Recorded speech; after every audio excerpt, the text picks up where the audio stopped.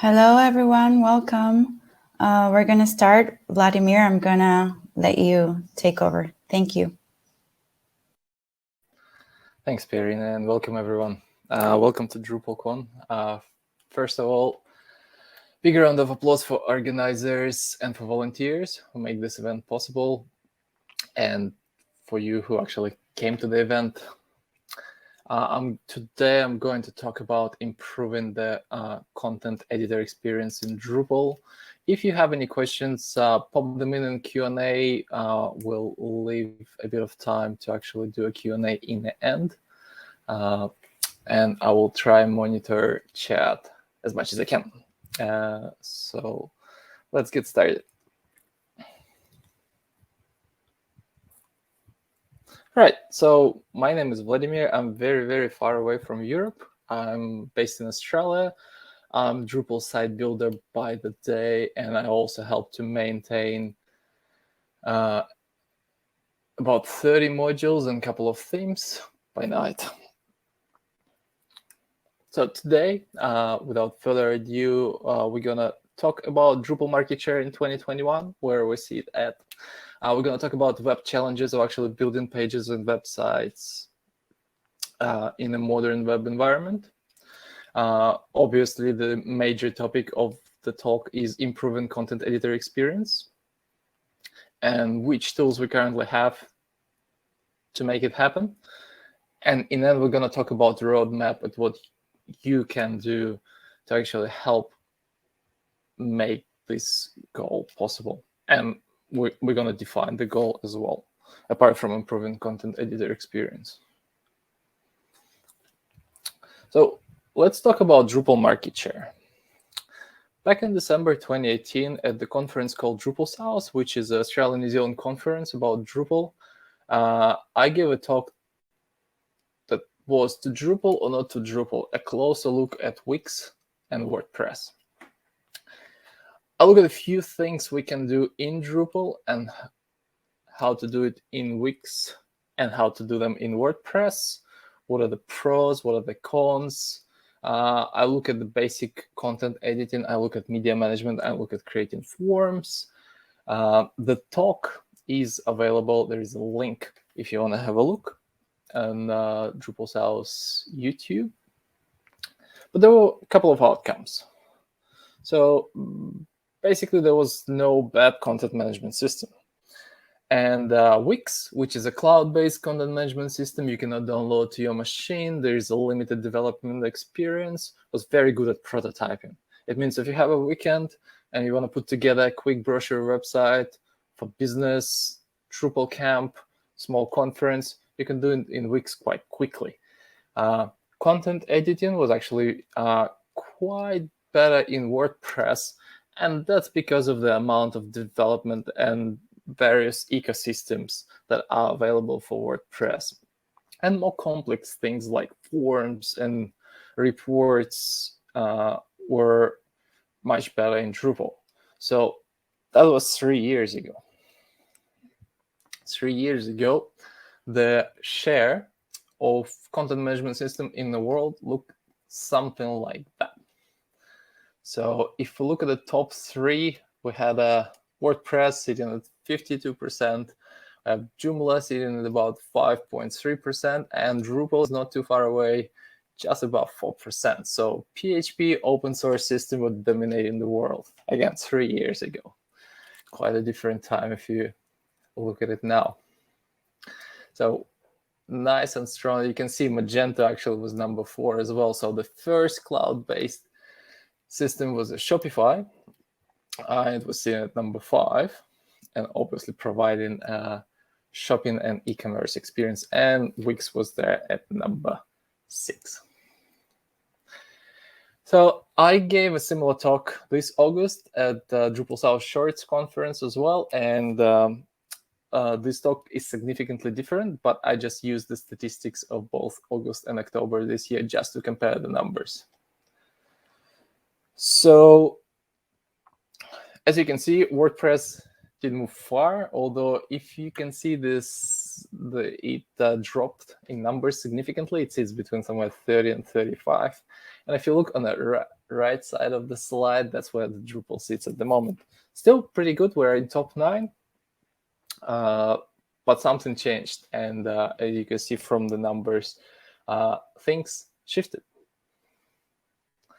So these are numbers from August this year. And these are numbers taken last night. So you can see Drupal sits at about 1.3% and slightly dropping the numbers. We are right here. Still, we're in top 10, which is a good news. But let's look at the so market share dropped according to the numbers from 4.1% to 1.2, almost 1.3%. Well, Dries, when presenting at Drupal South this year, said we're losing low end of the market, and we see it with Drupal 7. And by low end of the market, in this particular context, was non-development and non-technical people who actually were at one point very fond of Drupal and Drupal 7, Drupal ecosystem. But now we actually keep losing people. So what are the alternatives in this top 10? So obviously, number 1, as I mentioned, is WordPress. It sits at about 32%, but the interesting thing, the change in the statistics, is that now we have WordPress ecosystem that I mentioned before. So WordPress WooCommerce, which is a commerce solution for WordPress, and also 2 page builders for WordPress, which is a Elementor and WP Bakery. So this dominant position, you can see WordPress basically takes 4 out of 9 positions in this top 10, which is quite interesting. So Joomla number 3, but if we'll take away all the WordPress dominance, so it's basically sits number 2. And actually in 3 years, it actually gained a bit of market share, which is quite interesting. And at number 3 position, we can see there are a couple of cloud-based system. At Wix just hit 3% of the market share, and Squarespace almost hit 2%. And also, if you look at it, other 2 solutions are commerce solutions. So commerce would be WooCommerce, which is a WordPress offering, and Shopify, which is a cloud-based, quite popular, especially since 2020, a solution where a lot of shops took their businesses and used Shopify to move their products. Okay, so to define the goal of this presentation is bringing Site Builder back to Drupal and how we can do that. Now we define the goal, let's talk about web challenges. What sort of web challenges do we have in 2021? Well, when Site Builder or content editor comes in, I have a couple of questions. The first one, how easy it is to build a simple web page in 2021. Let's not talk about a cloud-based solution at the moment, which is a click and drag and click type of solution, but just web page from the ground up.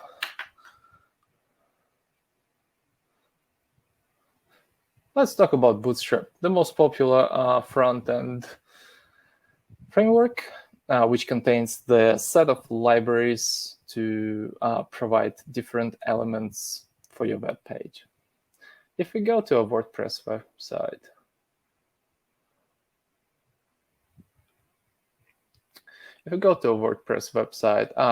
it has a bunch of instructions, but what I like about WordPress is the examples tab. Actually, here in examples, we can go and see different examples. For example, features with custom cards, icon grids, and so on and so forth. We can see things like, product pages, something simple and yet effective. It's also responsive if you start dragging it left and right, it would actually would be nice and responsive. That's what Bootstrap is good at. We can also see examples of dashboards and reporting. There's a bunch of examples. So what we can do, we can actually grab the page, something like pricing, maybe save it in HTML, and use HTML editor, or maybe something like a web-based solution like CodePen, where you can see how HTML changes, or maybe you can do old school way where we just loaded HTML, change a few things, and we probably need to host it somewhere. The hosting solutions are available for simple static pages, and there are quite a few. So just to answer our question,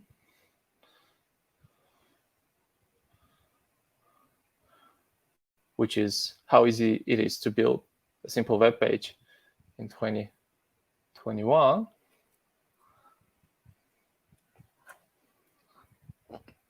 we need to know what we actually need to know to build it.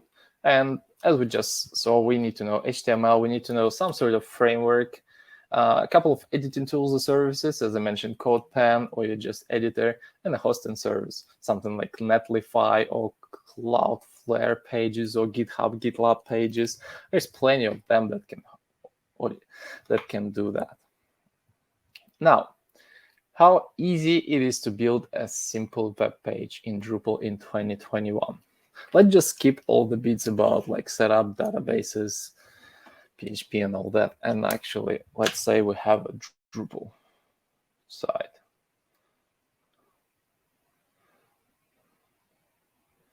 So here we have a Drupal site, we have a content, we can go and add a basic page.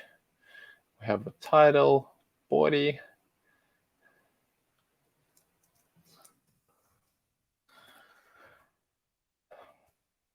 As you can see, based on the top head banner, I actually enabled a theme called Bootstrap 5. We're going to talk about this theme a bit later.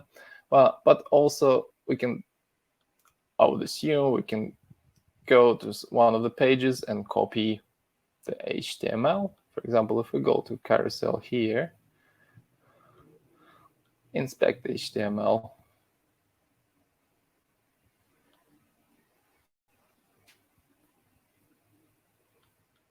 copy,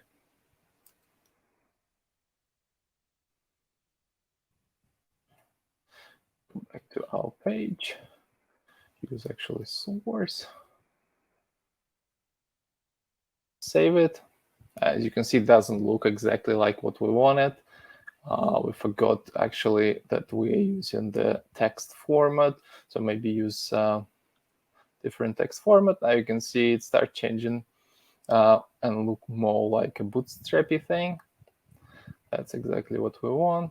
Maybe just again, if we wanted to add this page to menu, we'll talk about it later. So let's just save. Okay, here we go. Simple web page in Drupal using Bootstrap that resembles some of the examples we saw online right here. Right, few things are a bit like margins and paddings are a bit off, but just by copying and pasting here, we got the simple page, 3 headings, 3 features. That's all there using Bootstrap.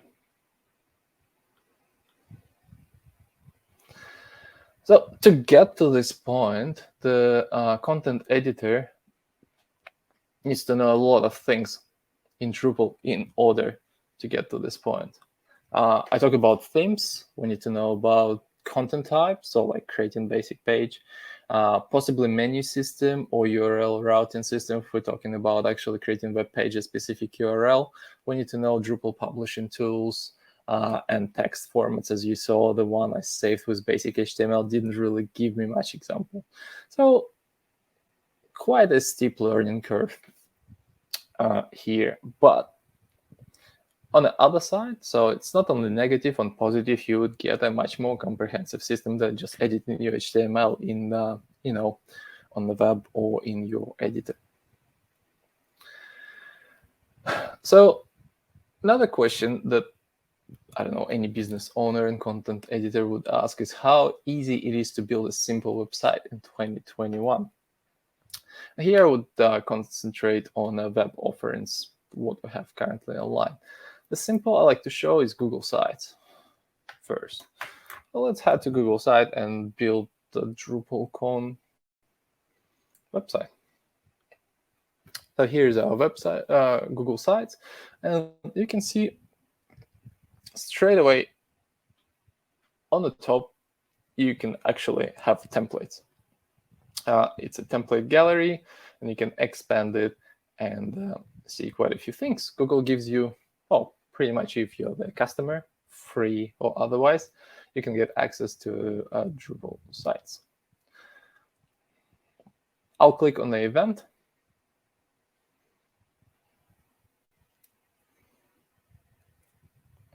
And just have a look what sort of editor experience I'll get from a Drupal site. So it's nice top editing bar. So if I'll say 4th of October to of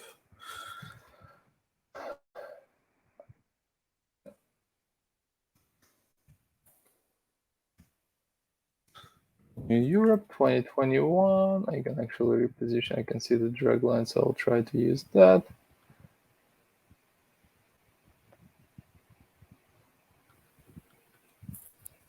Maybe emphasize Europe. Yep, nice work.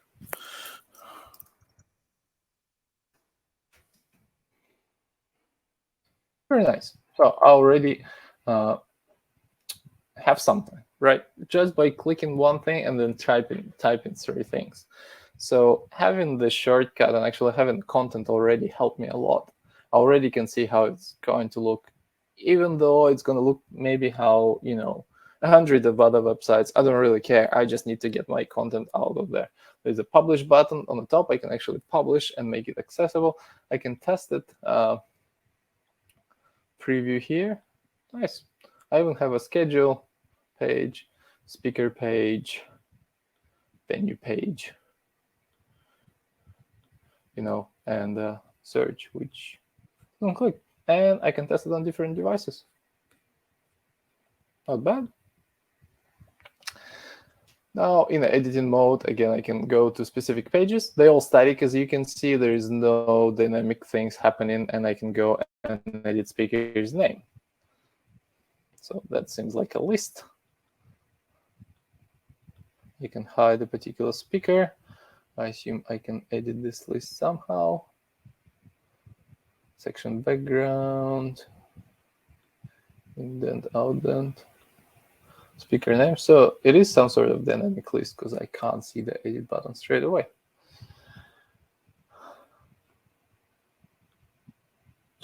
You can see there is a list of pages. I can reorder them. I can insert different types of widgets, including the maps, charts. Obviously, Google trying to tie you up to the infrastructure, but it's nice and simple. You can prototype the website here quite quickly. Add a logo. Nice. Save. Modify schedule. So you get the idea. Well, that was quite quick, and in the end, I already have something that has that says DrupalCon Europe 2021. Can link to specific dates. Already have some media embedded here. Placeholders for speakers. About the venue. Things that you would do. Like, let's say I'm an organizer of Drupal camp. I can easily use this template, go and edit it. So that's quite nice. I'm not going to drill down, but if you're interested, feel free to go and check out layouts and other widgets you can use with Google Sites. Now, the other thing that I wanted to talk to you about is Wix. As you saw, Wix is probably one of the most popular cloud-based interfaces and cloud-based solutions out there. So let's have a look how Wix is different. Obviously, you can go create a website for free, but to get your domain, you actually need to pay for it. So when you're creating a website, it's a bit more, I would say, sophisticated or different. So first, if we want to do event or conference, we'll say conference. Click next. The next thing it's going to ask you is, would you like our artificial intelligence to create a website for you, or would you like to use an editor and do that? So let's be simple. There's a couple of templates here. You can see business conference, tech conference. Yeah, I never used this one. Maybe we should edit this one. So I'll click edit. And Wix would load quite a comprehensive widget to edit the existing website. Again, the first thing, once it's loaded, we can see is that it actually have content. As you can see, it have a media, ability to edit the content, which is already preset. Some blurbs about the conference, possibly speakers, schedule. Again, very, very similar thing. Map,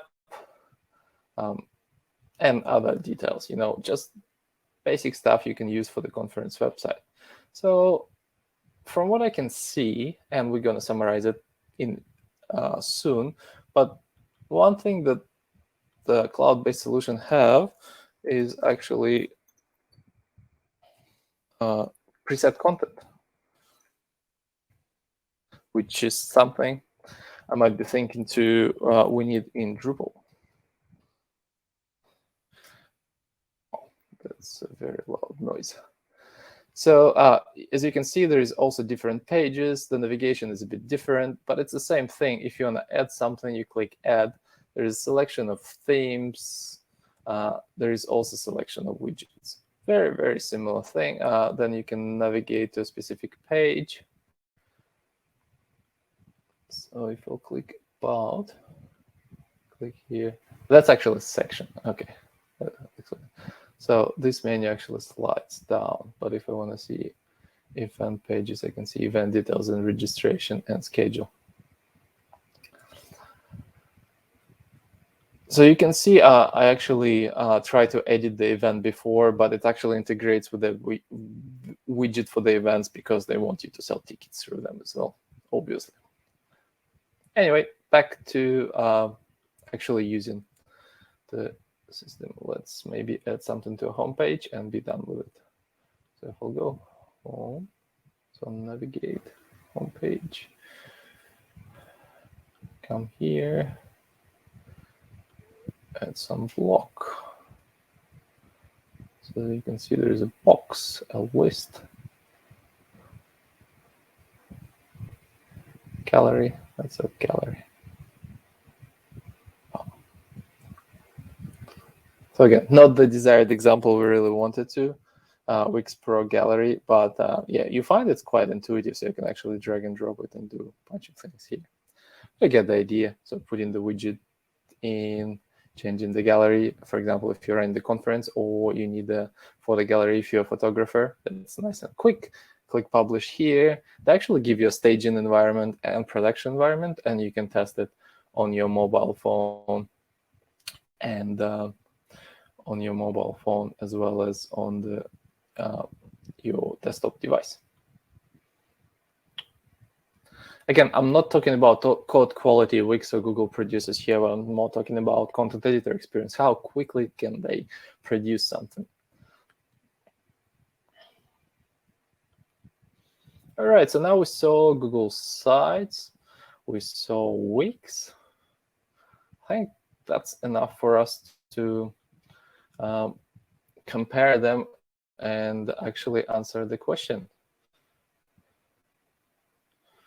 What do we need to know to build a simple website? So in this case, we talk about the service,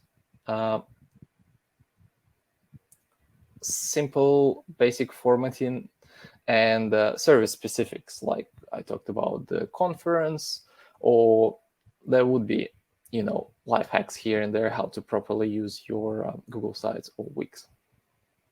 So now, what do we need to know to actually build site in Drupal? Right, I already pre-built some stuff in here. And if we look at the content in Drupal, I created the home page. And obviously, I did the same thing as before. I went to Bootstrap, look at the examples. I found one of the examples here, like a Jumbotron. I copied the HTML, as you saw before. I need to do that, right? Then I copy-pasted it in body of the content, and bam, it's nice and done. Then I created another page, which is a schedule, which I use another preset from same page, which is here, called blog. And you can see blog has some actually interactive examples. Copy pasted, no modification whatsoever. Actually, theme was managed to keep it up, and actually it's all nice and working here, which is nice to see. And we can go and edit it in our CK editor inside Drupal, just using Bootstrap HTML format. So we can also do some stuff like Drupal on 2021. Change other posts in CK editor.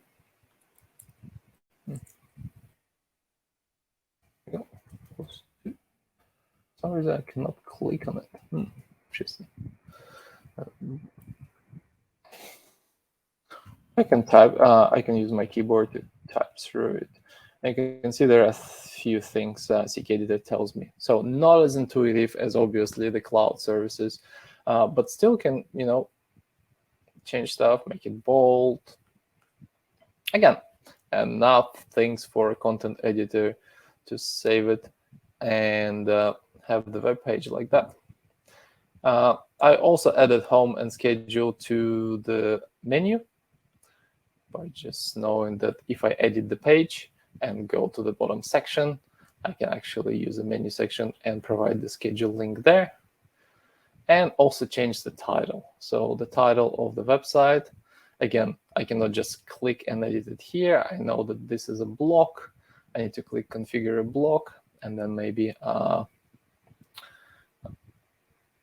enable site slogan and site name. For example, if I remove site slogan and save it, you can see there is no Europe 2021 here. And I also need to know that in configuration system basic settings, I need to go and change things if I want it to be reflected on the top. Again, not easy intuitive, but there needs to be some things here and there. You need to know things to actually edit the title of the website. You need to know things about editing the menu. So what do I actually need to know? Quite a few things. So the learning curve is getting steeper and steeper. In this case, we probably need to know fields if we want to, put something like a schedule. We need to know view modes if we're using the reporting and views blocks. And I was talking about the title block.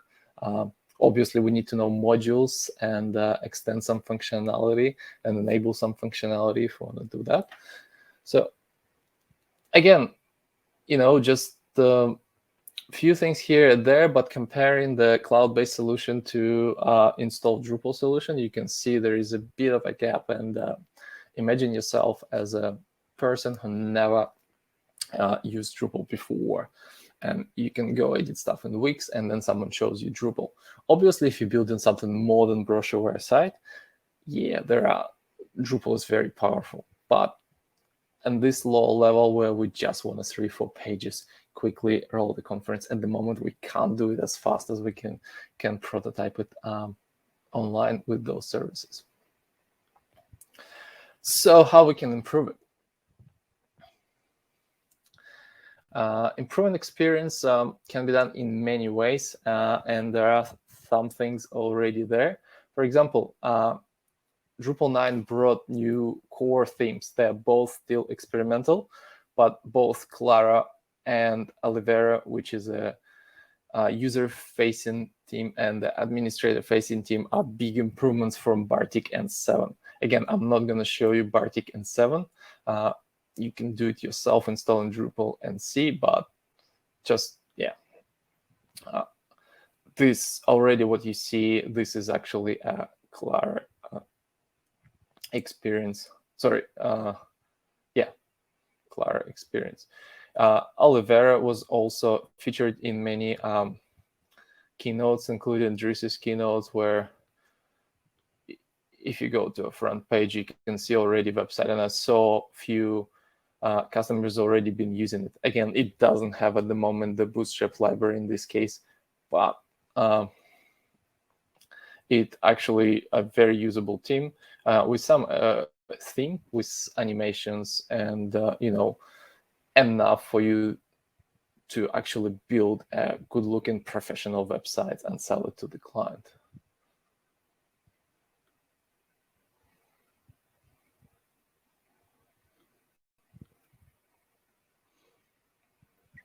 Bootstrap 5. So Bootstrap 5 is a theme that I'm creating and leading development on, and most of the functionality that you saw was actually with Bootstrap 5 on Drupal. So if we go to Appearance and re-enable and make a default a Bootstrap 5 theme, there are a few things that you can actually do with this theme, apart from being actually come with the latest version of Bootstrap. And you can see like the header, the page, the styles, everything's already there. There are a few things you can change from the interface already. That's not specific to Bootstrap 5 theme, the Bootstrap theme, and the other Bootstrap related things, which the list you can find on Bootstrap 5 page. Right here, there are a number of those themes you can actually use. They all have a similar functionality. But if you go to Appearance and edit settings of the theme, you can change a few things. For example, you can actually, apart from standard logo favorite icon display, you can actually look at the style guide that comes with it. And this is just one of the examples of cheat sheet. While it's loading, it's a big page. I'll show you other things. As you saw, the nav bar is actually dark. A nav bar theme, and nav bar background dark. So if we go to the home page here, you can actually change it by just using the interface, changing it to light, or do not apply if you want to produce your own stuff. So let's change it to light, save it. There you go. So the header changed to light. You can also do other things like body options. You can add the styles here and apply styles to the body background and body theme. You can do the same thing with the footer. There is integration with CK editor. That's why you actually saw Bootstrap inside CK editor. Yeah, and there is more coming, and I'm going to talk about it in a roadmap, what's coming for Bootstrap 5 theme. And the cheat sheet I was talking about, so it actually, I'm using it to do accessibility testing, and it contains most of the element, and you can add on. This is just an HTML page that comes with the theme, and if you created a sub theme and recompile it, it would actually reflect in here as well. But you can see all Bootstrap elements, menus, and so on and so forth. So if you modify one of the colors, for example, danger red color to more red, you will see how it's gonna change the color.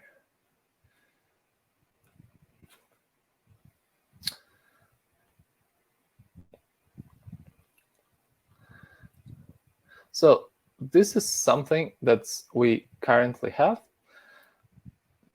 and something that's coming in the near future, and where you can help, I'm going to cover in a roadmap in the last 5 minutes of this talk, and where we're going. So improvements.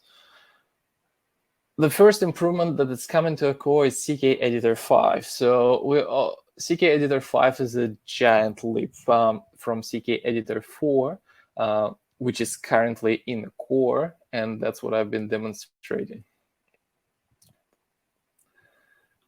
So when we edit the page, at the moment, this is CK Editor 4. And CK Editor 5 was completely rebuilt, so it's not just easy, lift and shift. There is a big work coming in, and there is whole initiative to get actually CK Editor 5 not into Drupal 10, but to Drupal 9.3. There is a pull request. So if you're looking something to contribute, I really recommend you to do that. CK Editor 5, first of all, it looks more professional and kind of more accessible here on top, as you can see, but it also provides more support for HTML elements, and obviously is more modern. So you can actually install a CK Editor 5 module, or if you go to the CK Editor 5 initiative, which can be linked from CK Editor 5 module website, you can help them to test that in the core. I'll provide the link on the bottom. So it's a drupal.org project/CK Editor 5. You can also head to CK Editor 5 page and read what's the difference between 4 and 5. And as they say on this page, it's a complete WYSIWYG framework rather than just WYSIWYG plugin. I did a small talk on CK Editor 5 at the meetup, and it's also available online if you're more interested in more details about what's CK Editor 5. Now, the next thing which this talk led to was preset content. So at the moment in Drupal, we don't have something like one click, give me a conference website. So at the moment, for example, when we go to add content basic page, here we have an article on basic page as a content type. We can also have something like Bootstrap examples. So this is a coming in Bootstrap 5 theme in version 3. And at the moment, we're laying down the infrastructure for it to happen. So you can actually, instead of copying HTML and creating it, you would actually see something like that. Create straight away the page, with the example headline or the pages you saw today, rather than copying HTML. Again, something to help with the content editors. Or as we saw in Google Sites, we can actually maybe have a template gallery. Template gallery obviously is a bit more complex. It's not just a single page. It includes a number of pages and possibly a menu modification, block modifications. But it's something I really want to see, where when I'm creating the next Drupal camp, I just can come here, click on the event, and have an event website. Again, this is coming in Bootstrap 5 or a module, depending on the limitation of the theme, and if you can put everything in the theme, or actually have to spin off in the module. And integrations. There are a couple of integrations we're looking to build together and improve with Bootstrap 5 theme. One is a block class, and another one is asset ejector. So block class, it's something that allows you to add classes to a block. For example, if we have our editing bar here, we click configure block and put something like a card, which is a Bootstrap 5 element. You can see now it has a border around it. With asset injector, it just allows you to add extra CSS and extra JavaScript to the specific pages. And it's something that Wix does very well, because for each page you do drag and drop elements here and there, modify them, and Wix adds kind of extra JavaScript and extra CSS. Again, not very development-friendly way to do things, but definitely something that content editor would like to see, rather than going back and forth and trying to actually become a developer, rather than doing what they wanted to do, which is build a simple website. You're probably going to ask, how can I help? Obviously, there are contribution opportunities happening every day. There is a first contributor workshop and different times for general contributions. Make sure you attend them if you have spare time. We always need the committers again, and it's up to you what you want to contribute to. It can be a core, it can be CK Editor 5. I will be working on Bootstrap 5. So you can join me on Drupal Slack, #Bootstrap, or on a Bootstrap 5 issue queue if you install the theme and it doesn't work, or you want to improve it, or you want to ask what to do next. So I will be in both Drupal Slack and Bootstrap issue queue. And as Drit said at the conference in August, we're great for developers, but we're also great for less technical people. So, and my goal to make sure it's actually moving forward, at least on my part, I will be contributing to Bootstrap 5 and trying to make sure that the editors will get as much love as developers. If you can leave the feedback, that would be very appreciated. It's on events, drupal.org website /Europe 2021. And if you have any questions, we have 4 minutes for me to answer any questions. So I assume use Q&A tab. I saw there are a couple of people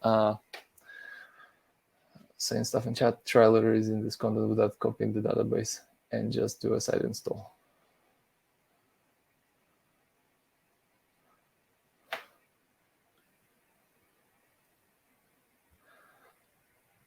So if you have questions, click on Q&A tab, and we'll answer a question. If I won't get, here you go. Will Drupal catch up with the rest in terms of drag and drop? Oh, that's very interesting question.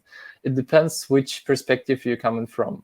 If you, Jacob, if you mean drag and drop in terms of functionality, we already have some elements here and there. There are some modules that provide drag and drop. Obviously, we can't drag and drop all the elements, but it comes with a lot of kind of funky stuff you need to do. So if you're a developer, I would recommend you to go and check out what Wix does.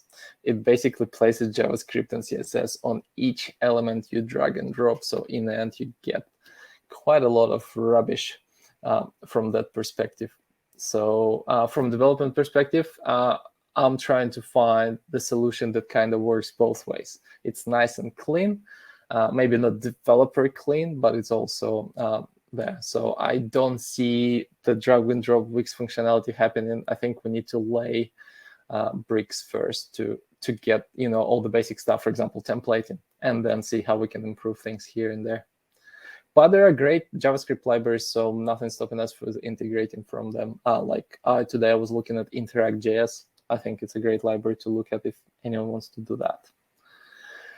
Would you recommend Bootstrap 5 as a good theme to get mobile-friendly website, good editor experience? Again, I'm biased. I'm building Bootstrap 5 with my team and Bootstrap 4 as well. But as I said, there is a list of themes on the Bootstrap 5, which you can see on my screen at the moment, or you can go to a Bootstrap 5 page. I specifically put them there for Bootstrap 4 and Bootstrap 5. Barrier, Bootstrap, and Radix, obviously much more popular. So Bootstrap 5 just hit 1,000 users. Bootstrap 4, I think it's about 5,000 people. But Barrier, Radix, and Bootstrap has tens of thousands of people using them. Barrier and Radix are complicated things. You need to have it's a steeper learning curve than just Drupal, but they've been used by, as I said, by tens and thousands of projects. So I would recommend to pick the Bootstrap-based thing, because I can not recommend Bootstrap because you already have so much, years of experience in testing. Samuel, thanks for the questions. Sam, what Wix Google Sites does if they have one admin theme? Drupal head Bartik, Clara, Jean, admin L7. Would you rather see one good admin theme instead of different choices? I stick with Clara and trying to contribute to Clara if something is broken. A lot of clients ask me to keep the front end theme for the back end. Definitely Drupal 9 improved a lot of things like views, although I don't give views to the clients, to most of them. But actually, most of the clients are asking, they want to see Bootstrap as an admin theme. Not the best experience, but they say it's less confusing. Hopefully, they will change their mind once we switch from 7 to Clara. But I think more themes, the better. I think that if we would have a lot of themes, it would bring us back to where Drupal 7 was, and a selection. I think a lot of people left, non-technical people left, because there's not much selection of these themes and skins.